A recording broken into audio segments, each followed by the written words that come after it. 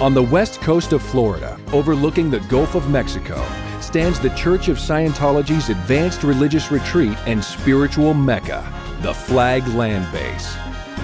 Comprised of more than 40 buildings across a 9-square-mile grid, totaling more than 2 million square feet, Flag is the literal hub of the Scientology world.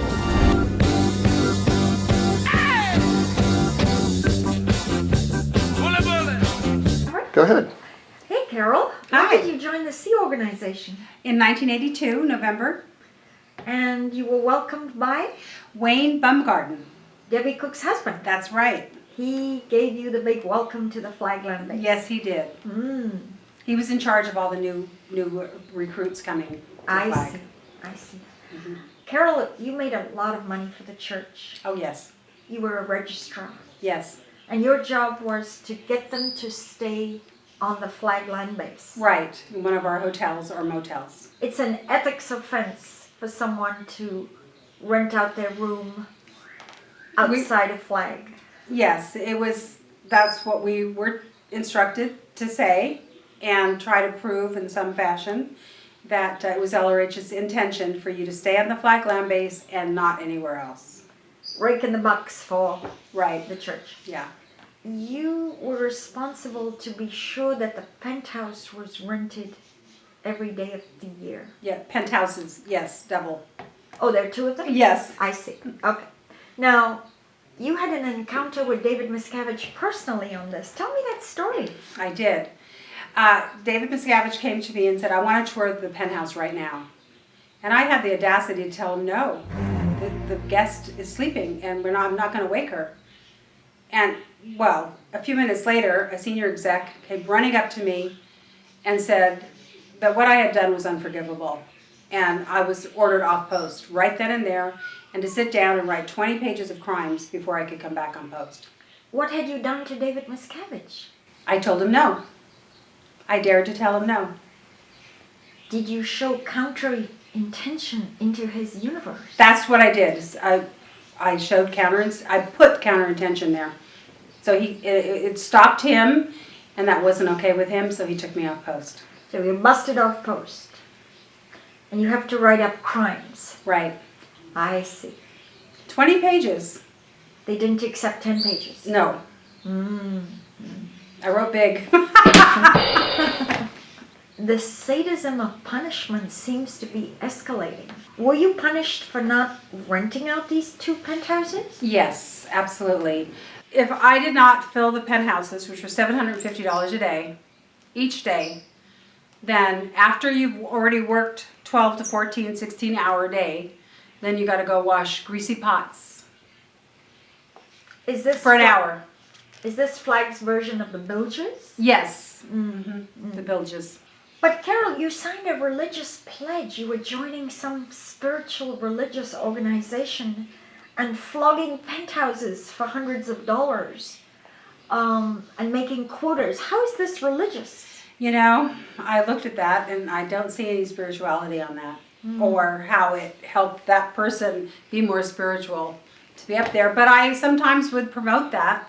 It's a more spiritual experience to be up so high and to be able to look out over the horizon. You know. That Scientology Inc. is a runaway money extortion racket. Absolutely. It's all about the cash. Oh, absolutely. You blew twice. Yes. Blue means fled. Can't stand To it flee. anymore, and you flee. Right. The first time you blew was 1989? Right. Okay. What led up to you wanting to just get out of there?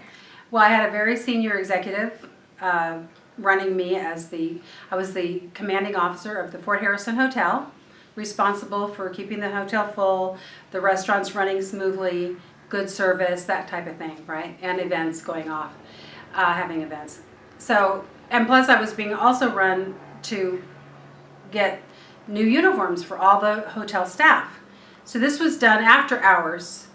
So I would work all day and then do that. I didn't have any kind of study or enhancement or anything, just running through the night and sometimes getting an hour or 2 of sleep. So I was a lot of sleep deprivation and I just couldn't take it anymore. And I said, 1 hour or 2 hours sleep a night? often often.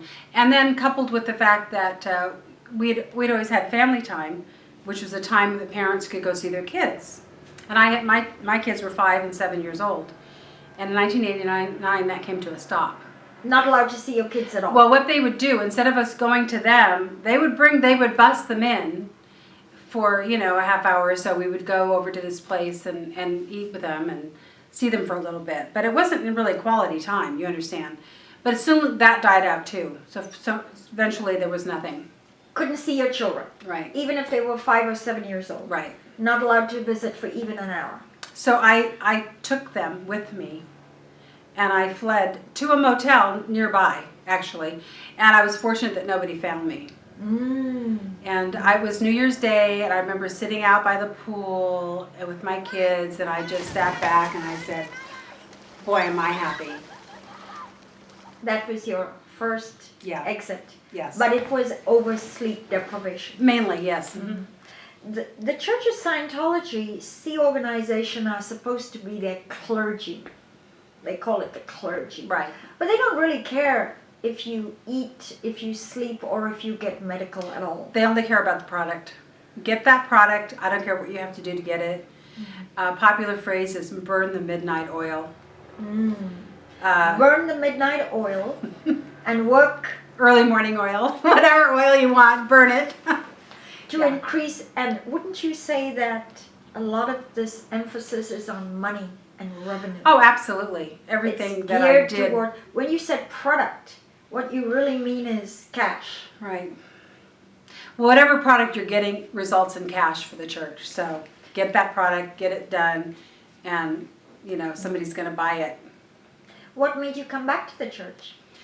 Well, I was still of the mindset that this was the right thing to do. I mean, I thought maybe I was being run by somebody that wasn't running me correctly or something. I justified it. I left my husband. So Okay, stop.